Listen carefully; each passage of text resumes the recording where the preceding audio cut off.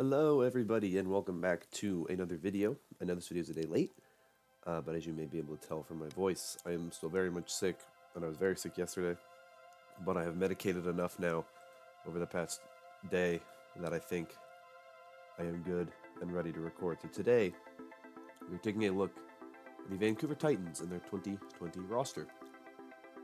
They finished the 2019 season number 1 overall in the standings, 25-3 record with a plus 61 differential, and a loss in the grand finals to the San Francisco Shock. So that's what we're looking at here with the Titans.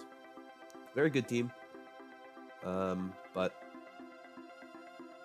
not the best by the end of the season because they were defeated by the Shock. So now they've made some changes. To start, they have gotten rid of 4 players: Tizzy, Rappel, Hureg, and Bumper.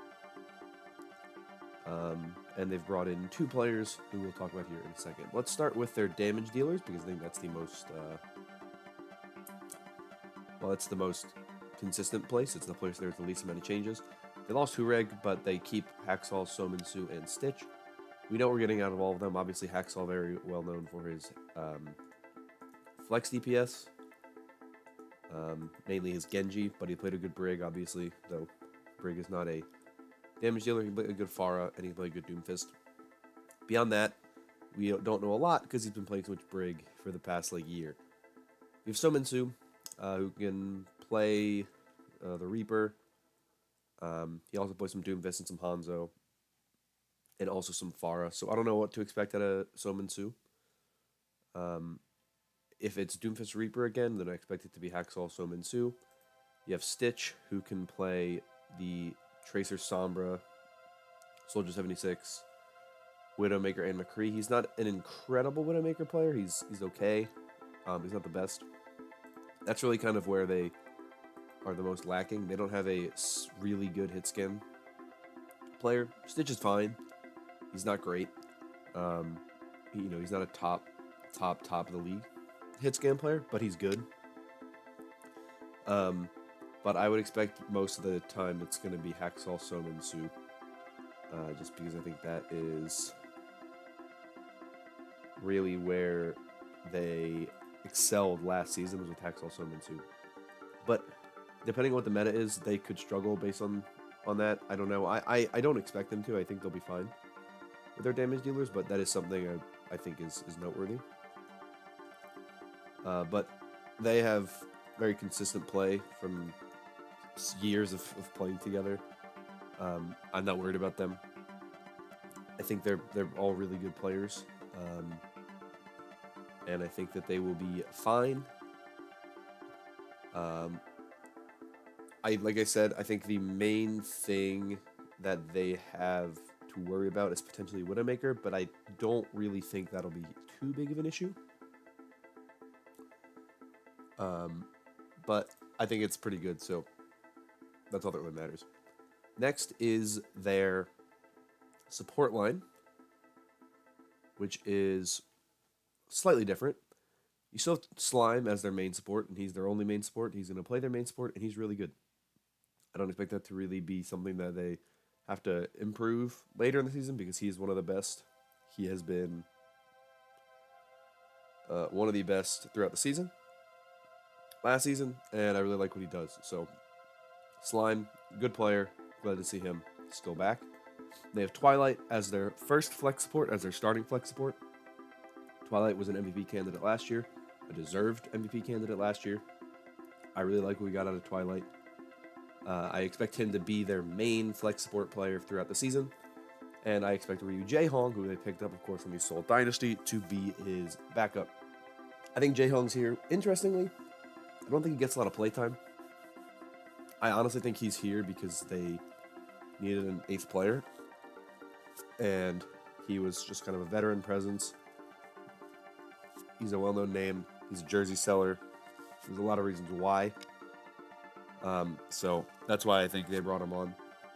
I don't think he'll play a lot. There's maybe some instances where you need a Jaehong Twilight playing together, because there were sometimes last season when they would run Rappel and Twilight, for like Baptiste stuff.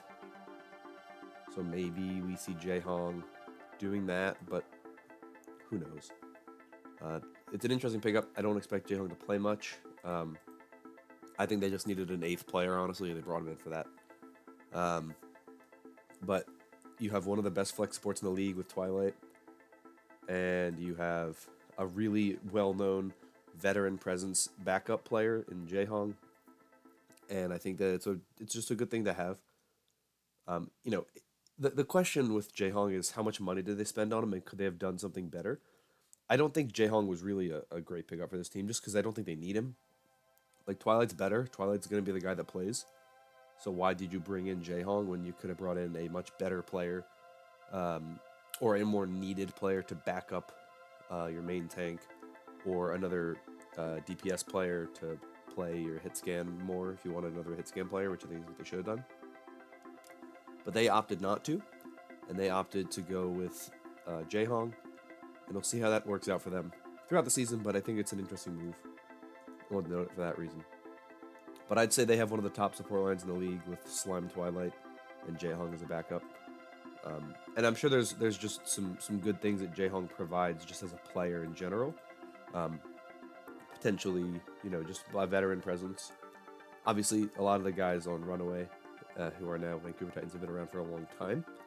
So, it's not like you have someone who has necessarily more experience, just that he is an older guy.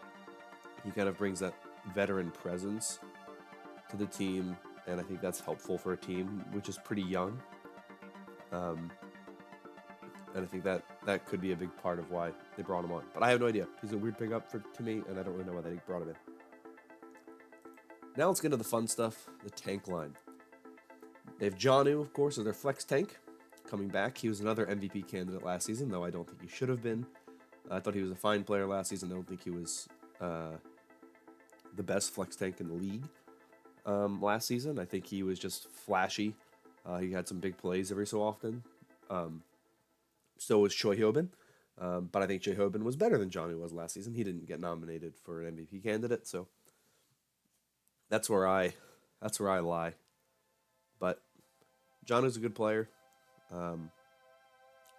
His Sigma didn't impress me that much, so we will see how that goes in the future, but he's a good player, and I think he'll be just fine again this season.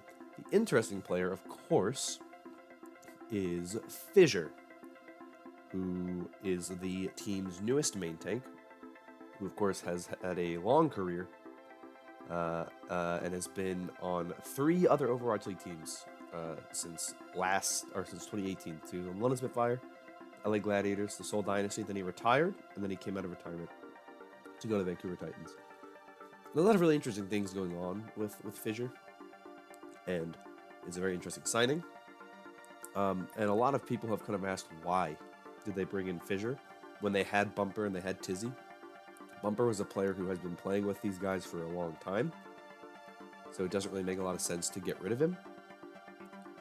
And Tizzy looked pretty good throughout the playoffs, so why would you get rid of both of those players to bring in Fissure?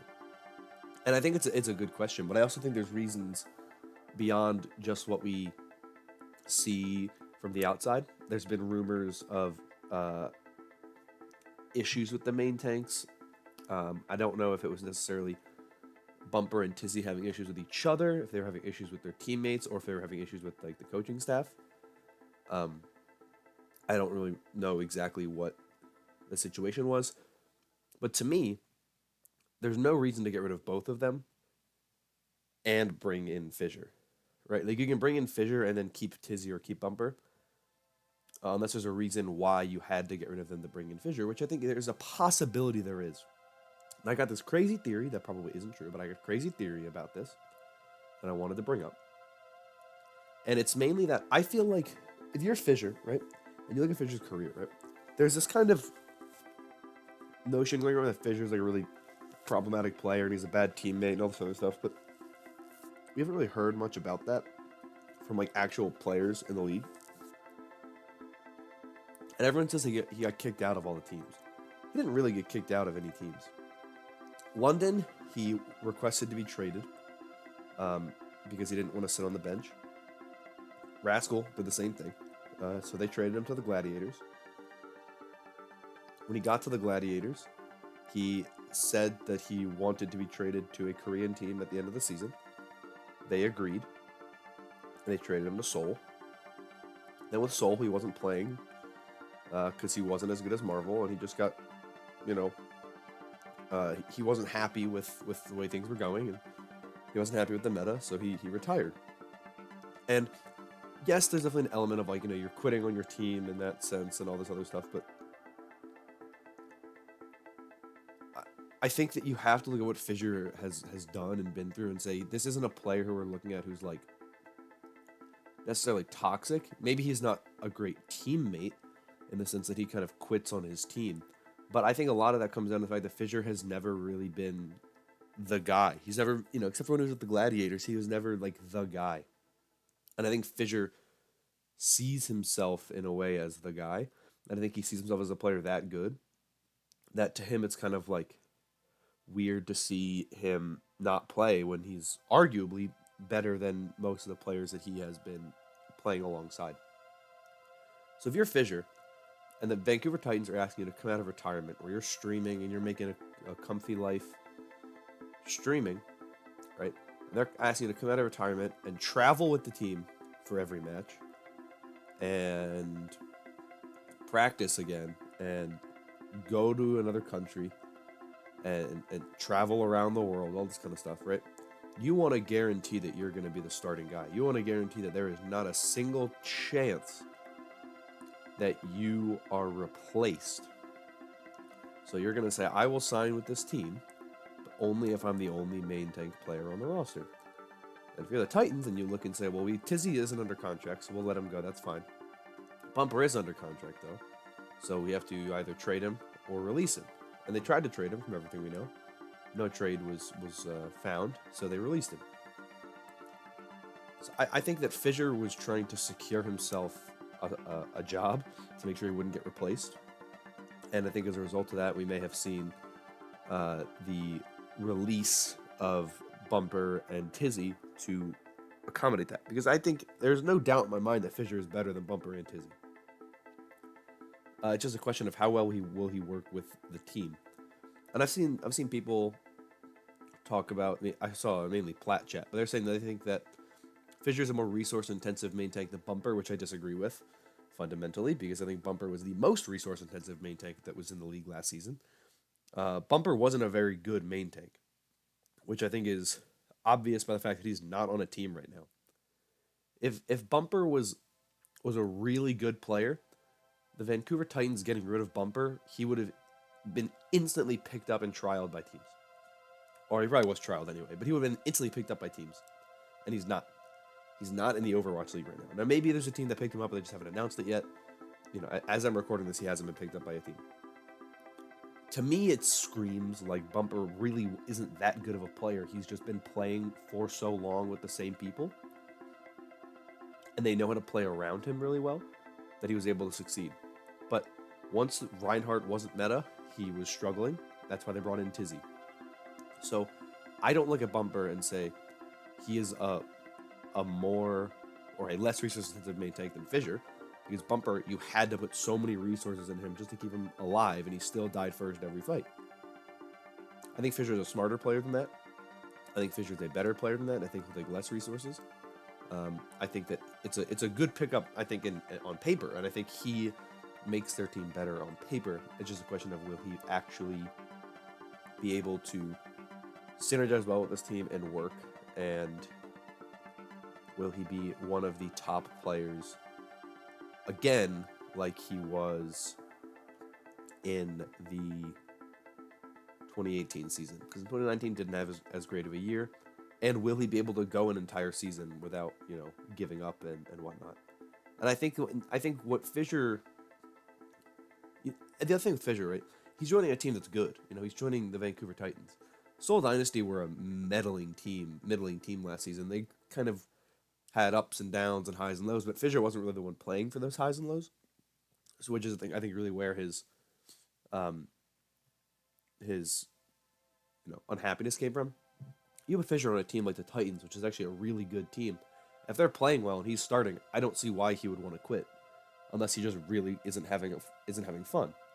Um, but I think that you look at Fisher as a player, and I think if he's playing well, he's going to stick around and he's going to keep playing. If the team's playing well, Fisher is going to stick around because I think that's really the kind of person that he is, and I think that's really what you see with him. He's a competitor, and if he's winning, he's having a good time. I think that's really where the thing is with him, and I think that's where his whole situation lies. But that's the team. That's my thoughts on them. I know it's a little all over the place this week, but I'm just sick, and I feel really bad. So I hate to do this. I hate to delay everything, but it's been a rough few days. But I think this team is good. This is a top 5 team in my opinion. There's a lot of people who have them below that, who have them really dropping down. I can't do that right at the moment. It's hard for me. I mean, maybe I won't think they're a top 5 team again when I look at all the rosters, but they were still a really good team last season in the playoffs, which is really kind of where I look at them. Whatever they did in stage 4, I don't really care about. What they did in playoffs is what matters more to me. They played the best teams in the league in the playoffs, and they lost to San Francisco. That's the only team they lost to. And that to me just says a lot about this team. And yes, there's teams now that are better than they were last season, and I don't think there's as big of a gap anymore between the top and the middle. Like last season, it was like obviously the 3 best teams and everybody else. But I don't think it's going to be that way this season. I think Vancouver is definitely not going to be the top team in the league. I don't think they're going to win 25 games in the regular season, but I think they'll be a good team. I think they're going to be a really solid team, and I think that they're going to be a title contender. I don't know if they're going to be or a finalist, but I think they're going to be up there. Those are my thoughts. Let me know your own thoughts in the comments down below. I'd love to hear them. But I'm going to get out of here. So if you enjoyed, consider liking and subscribing. Thank you once again, and I'll see you all next time. All right, bye.